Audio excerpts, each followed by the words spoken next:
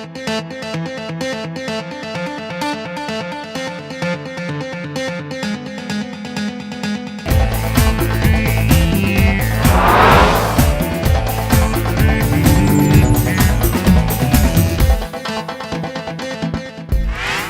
this episode, we're going to see something a bit different. Not just plain digital logic, but smart analog. And you'll see how these kind of devices make it easy to connect the digital computer world to the real analog world. Boolean algebra and traditional logic gates are perfectly happy inside the digital world, where everything is neat and clean. It's high or low, 0 or 1, voltage or no voltage. But the real world is nothing like this. The sun doesn't suddenly flash on in the morning, then flash off at night. It's a gradual transition from dark to bright, and then from bright back to dark. There are so many shades of light and dark throughout the day, which we call analog. So how do we correlate activities inside the digital binary 0 and 1 computer world with the sort of on, sort of off of the outside world? We need to come up with some way to connect the digital world to the analog world. Smart analog is the name for these types of products. They are half analog and half digital, and that gives them the best of both worlds. Examples are load switches, analog switches, supervisory reset circuits, translators, and comparators. In this episode, we're going to focus on this last type, the comparator. The function of a comparator is right there in the name. It compares two voltages together and tells you which one is higher. This is the symbol for a comparator. Now don't confuse it with the symbol for a digital inverter.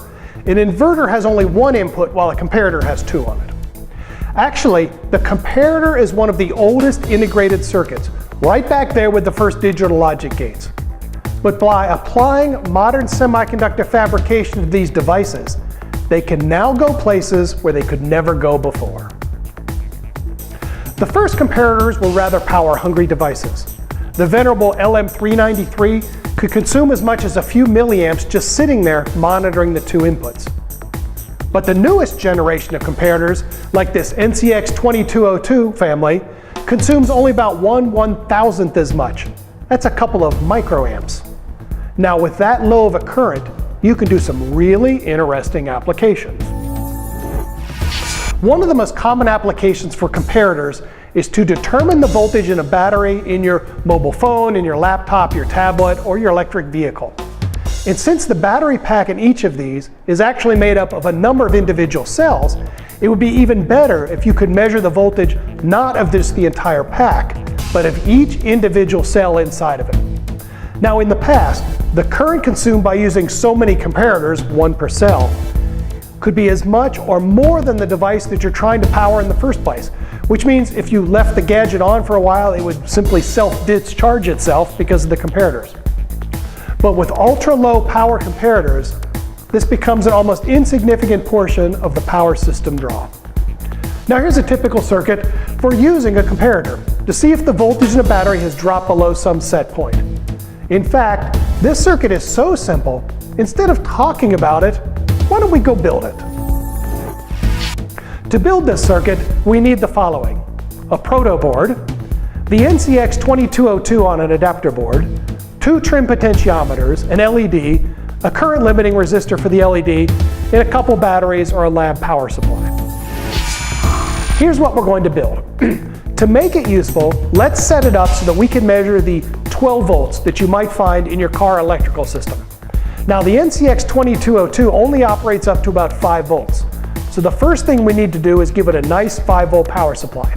There's a lot of ways to do this, but a simple way is to use an old reliable 7805 regulator.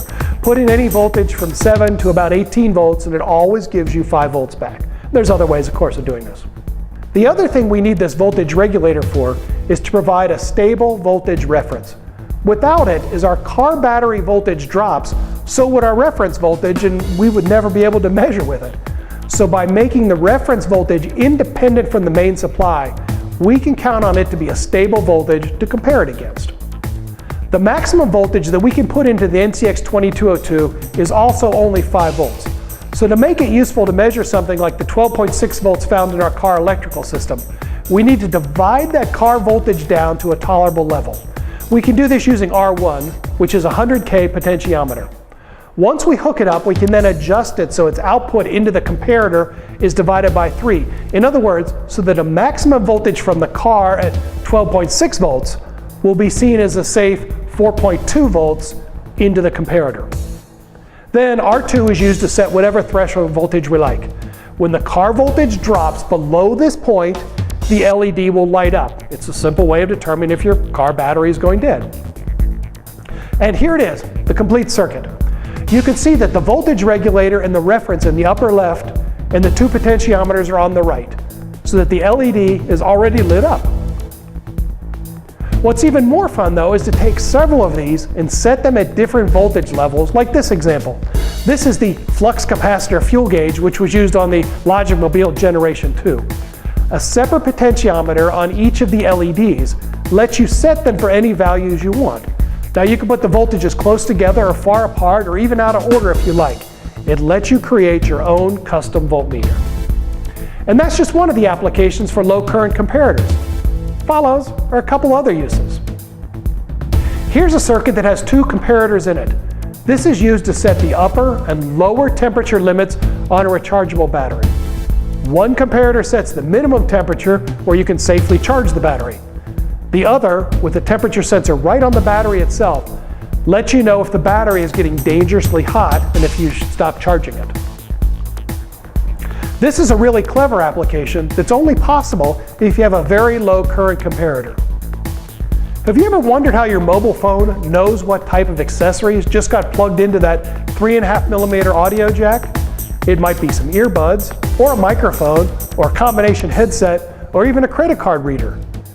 In the past, the sensing was often done with a fancy mechanical switch that contacted the various rings on the plug to determine the type.